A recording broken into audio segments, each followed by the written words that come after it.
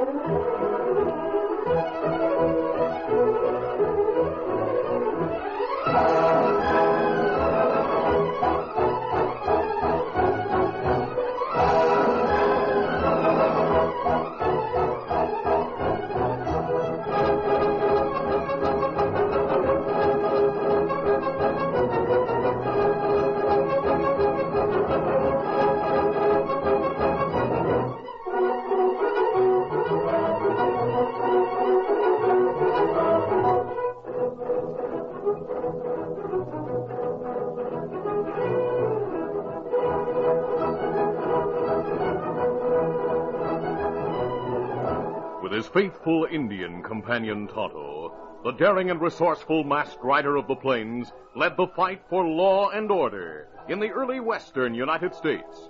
Nowhere in the pages of history can one find a greater champion of justice.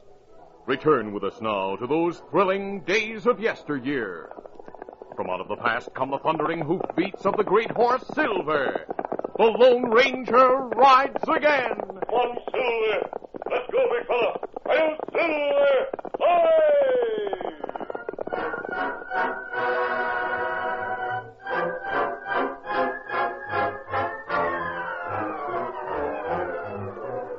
There had been many marshals and deputies in the town of Holmesville during the brief years of its existence as a cattle center. Bullets had ended the careers of some, and the threat of bullets sent the others to seek jobs in towns less hectic. Here! When outlaws killed Marshal John Rogers and wounded his two deputies, the town was left without an active peace officer. Todd Lyons, young editor of the Holmesville Clarion and a member of the town council, was selected to find some established lawman of superior courage and integrity, a man who would accept the challenge thrown down by the outlaw element of Holmesville.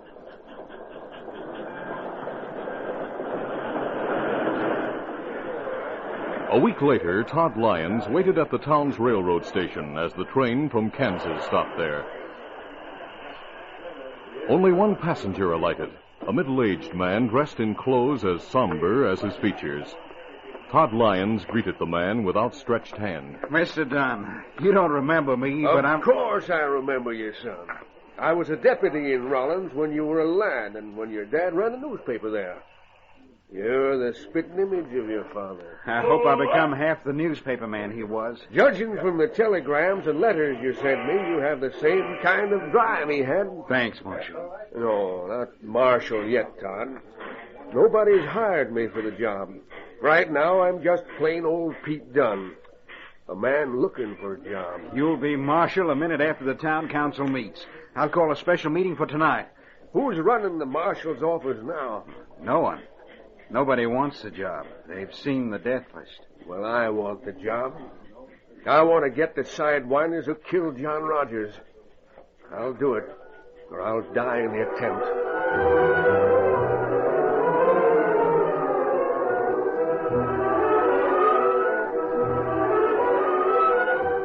Clyde Foster, known as a rancher and businessman, was the brains behind the outlaw gang that threatened the lifeblood of Holmesville. Late in the afternoon on the day of Pete Dunn's arrival in town, he met with his lieutenants, Judd Mowry and Al Hollis. Judd, Al, I have bad news. On the day we planned to rob the express office, guess who comes to town to accept the marshal's job? Well, who, boss? The man who sent you to jail, and the man who shot you, Don't say any more. You mean Pete Dunn's here? Yes. Then let's kill him before he's even set in town. We'll go after him now. What, and take the chance of having something go wrong before you do the express job? Don't talk like a fool, Al. Nothing will go wrong, I promise you. Listen, Al, you're not going into town while it's light and take the chance of someone seeing you kill that hombre. Then what are we going to... Let me finish. The marshal's office has living quarters attached to it. That's where Dunn will be staying. Yeah. Almost directly across the street from the place we'll be robbing tonight. That's very convenient, Al.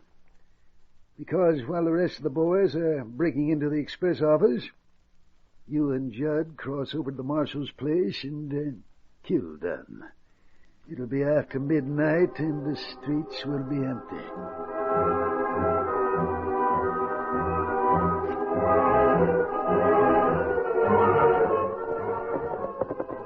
At that moment, the Lone Ranger and Tonto, who had learned about the situation in Holmesville, arrived in the hills outside the town. Look out.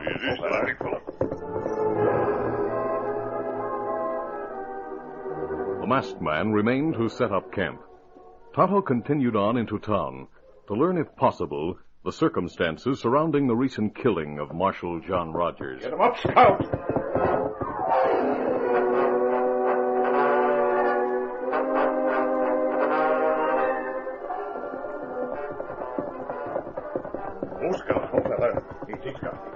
When he arrived in Holmesville, Tonto, as instructed by the Lone Ranger, went directly to the marshal's office, unaware that Pete Dunn, an old friend, had arrived there but a few hours earlier.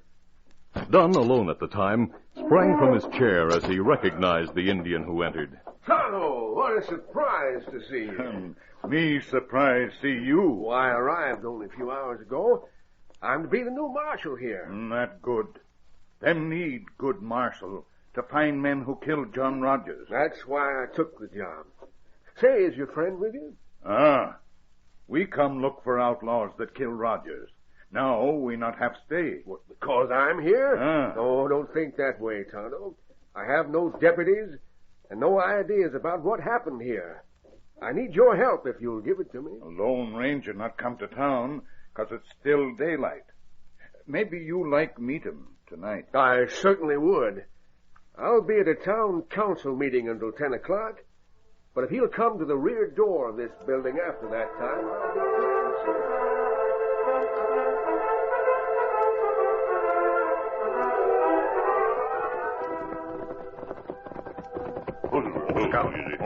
That night, shortly after 10 o'clock, the Lone Ranger and Tonto left their horses in a grove of trees behind the marshal's office in Holmesville. They saw a light in the rear window, the new living quarters of Pete Dunn. Marshal Dunn must be back from the meeting, Tonto. I'll go inside. Me go visit cafes, like you tell me. Men talk with loose tongues in the late hours, Tonto. Perhaps you'll hear something of interest to Marshal Dunn. Me go now. Be back about midnight, Kimasari.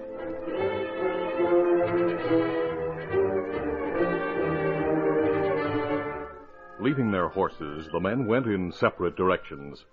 The Lone Ranger entered the rear door of Marshal Dunn's quarters, where the lawman greeted him warmly.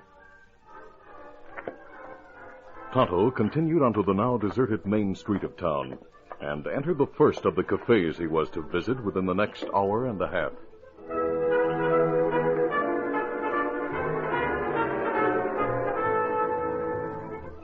Clyde Foster had come to town and learned that the town council had appointed Pete Dunn marshal of Holmesville.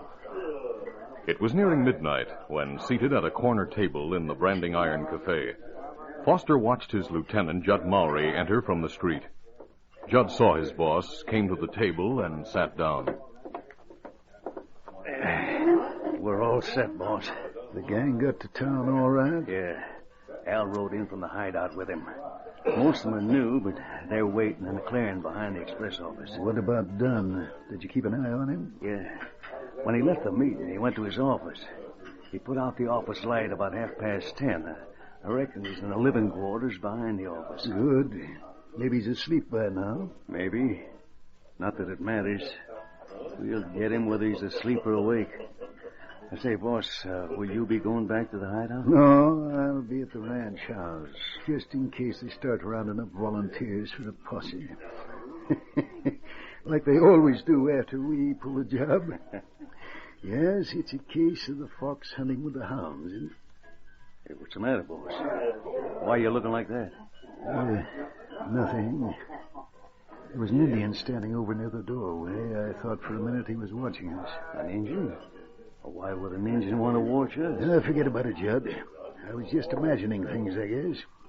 He's going now, and I'd better go. Coming, Judd? Oh, yeah.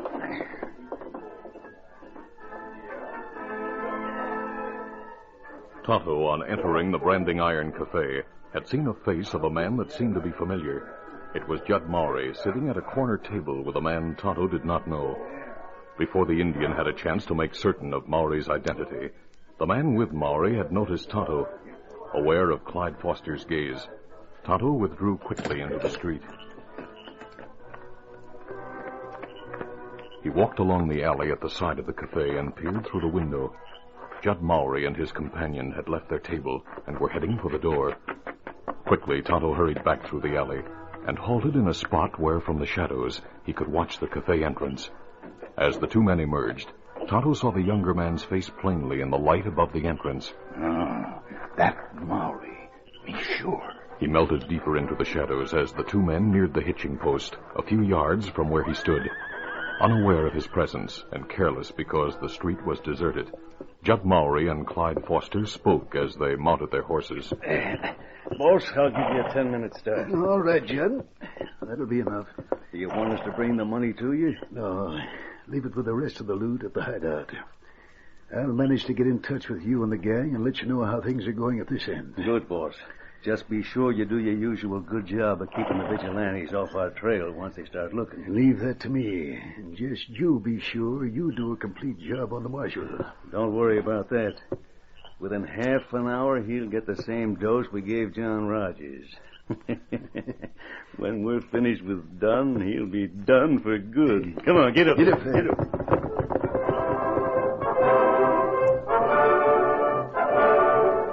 Tonto waited until the men rode away, then stepped into the street and saw their horses heading in opposite directions.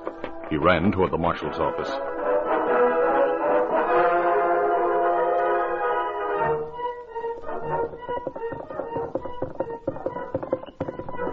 Judd Maury had pretended to ride out of town, but at the end of the main street, he circled through the underbrush and made his way back to where the members of the outlaw gang waited. Oh, there, ho. You boys ready? Yeah, all set. Then you know what to do. Take care of the guard, and the rest will be easy. What about us, Judd? We'll leave the boys as soon as they start to enter the express office. Then we'll get our pal done.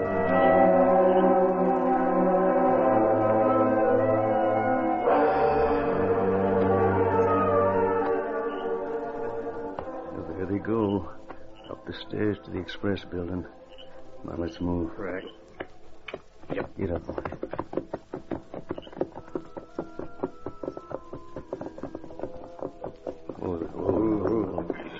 Steady. Leave the horses here. Do you have your gun ready? Yeah. Lead the way.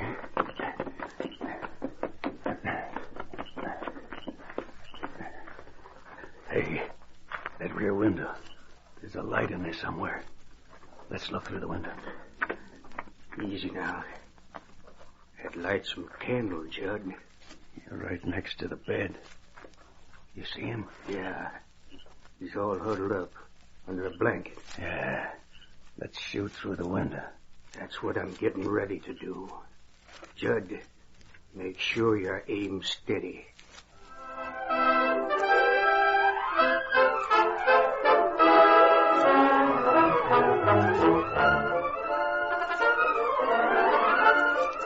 The curtain falls on the first act of our Lone Ranger adventure.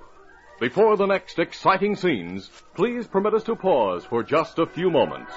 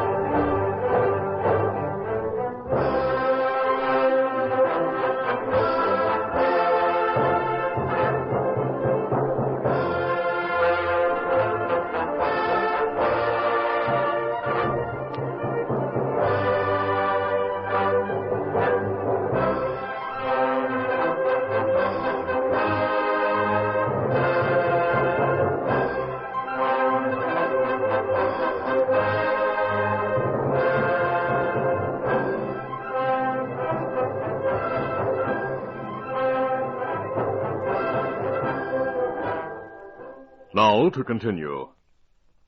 As the outlaws propped their guns, aiming through the window, 3 men emerged from the underbrush nearby. Marshal Pete Dunn was a few paces ahead of the Lone Ranger as Al and Judd fired. Before the Lone Ranger could hold him, Marshal Dunn rushed toward the crooks. You dirty, filthy rattler! Hey, Al, it's Pete Dunn. Marshal and Crooks fire together. Dunn's bullet hit Judd Mowry, but his second shot missed Al, and the Marshal fell wounded in the shoulder. The Lone Ranger's single shot sent Al Hollis crashing to the ground. Tonto, get their guns. As Tonto ran and removed the guns from the reach of the badly wounded bandits, the Lone Ranger knelt beside Marshal Dunn. The Marshal, in spite of his wound, mumbled apologies. Oh, I'm sorry. I couldn't hold back. I had to yell. Well, I deserve what I got. Where did they hit you, Marshal?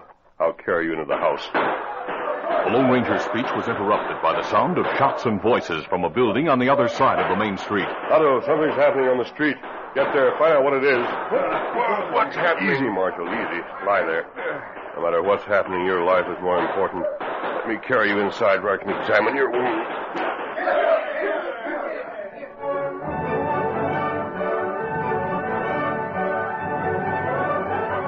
Angry citizens who had rushed from the cafes at the sound of shots and had been sent to cover by the escaping bandit shots were now emerging from cover. They headed for the stables and hitching posts where their horses were tied.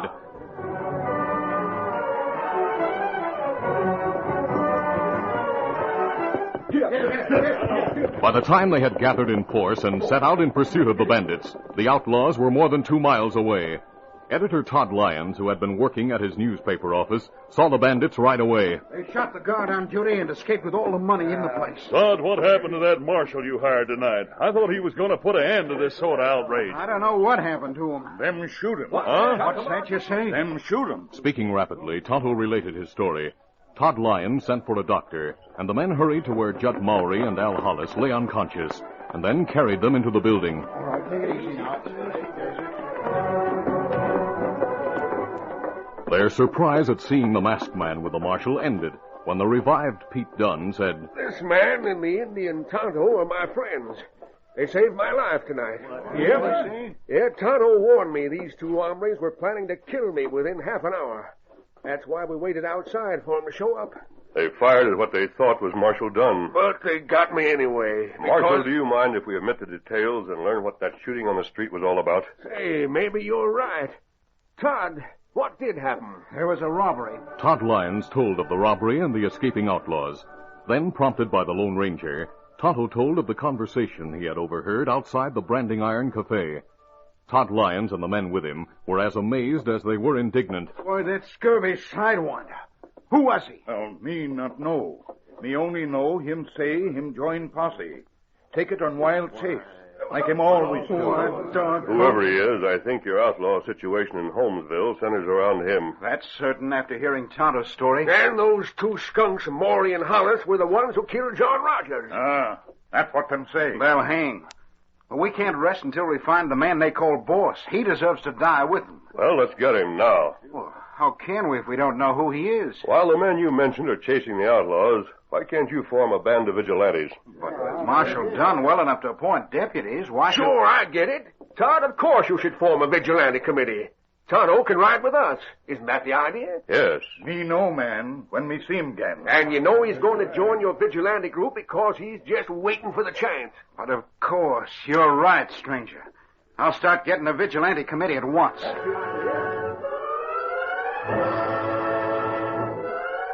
Todd Lyons and the men with him rode to the neighboring ranches. They roused owners and cowhands, who joined them in a vigilante group that included Tonto. At all times, the Lone Ranger and Marshal Dunn followed at a distance.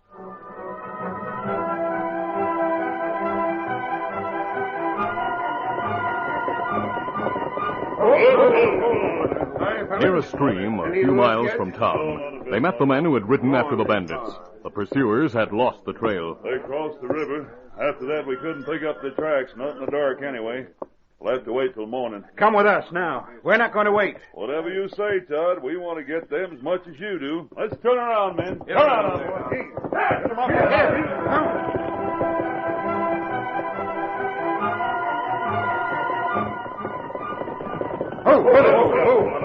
Clyde Foster was waiting in the doorway of his ranch house when the horseman came to a stop there.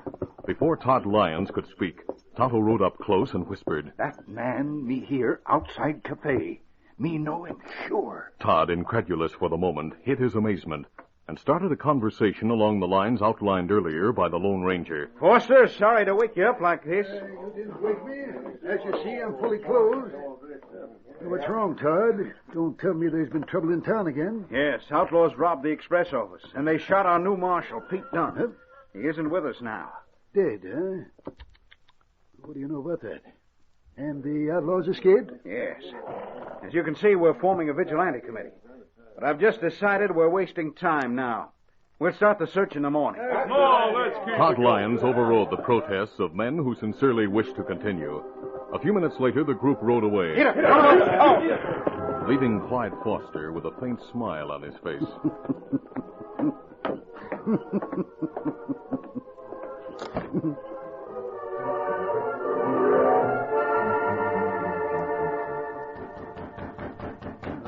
It was 20 minutes later when he heard rapping on the rear door of his house.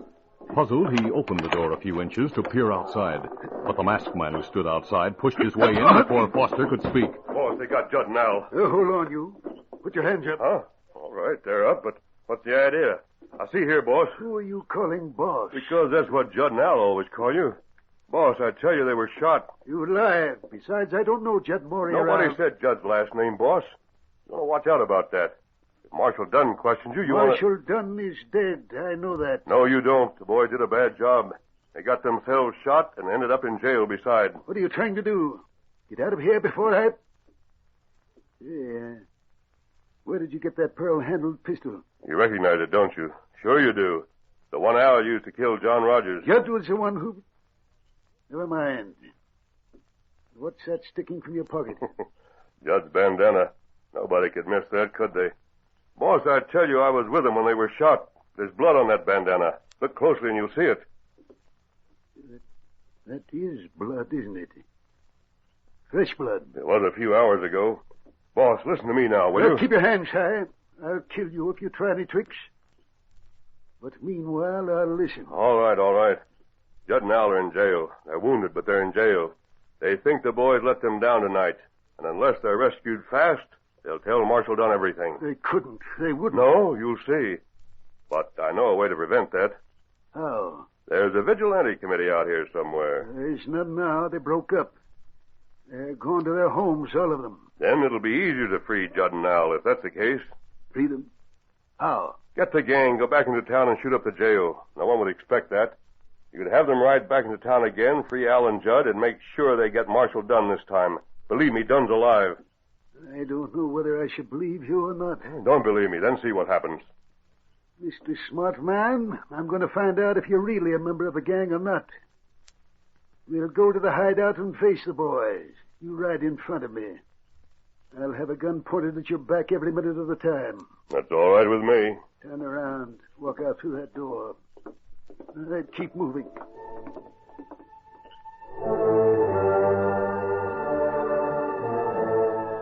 Easy, steady. Steady. All right, stay on your horse. All right, start riding. Come on, big fella. Get up there.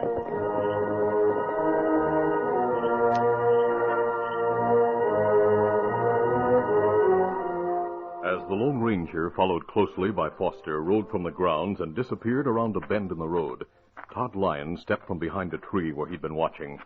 He hurried to the nearby underbrush and called. Come on out, men. It's all right, Marshal. They've gone. Just as Tonto said it would happen. Well, let's ride after them. This may be the end of a long trail. Get up. Come on.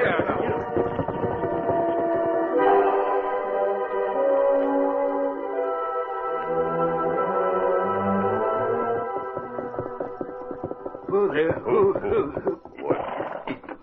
All right, masked man, here we are. Dismount. We'll walk down to the hideout. Easy, steady, big fella.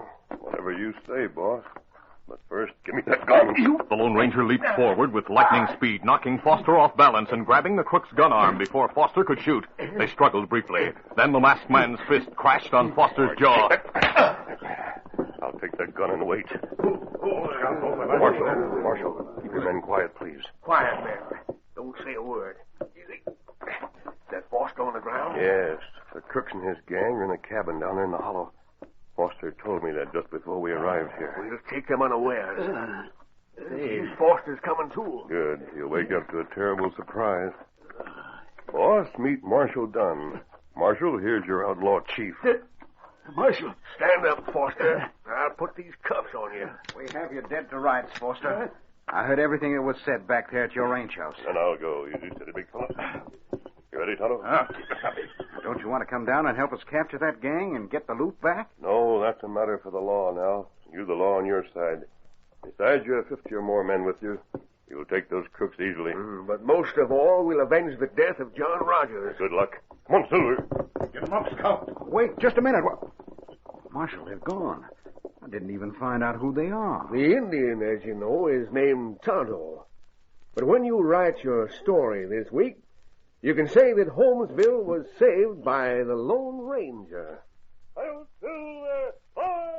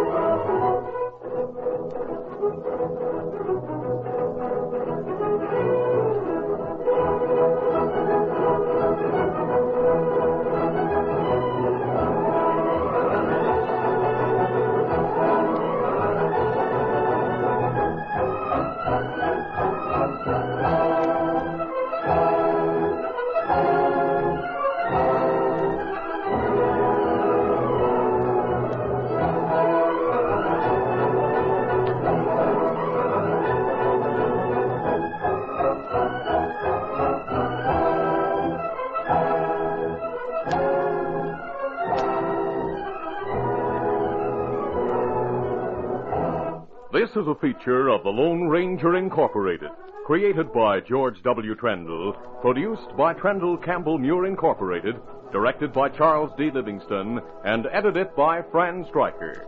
The part of the Lone Ranger is played by Brace Beamer.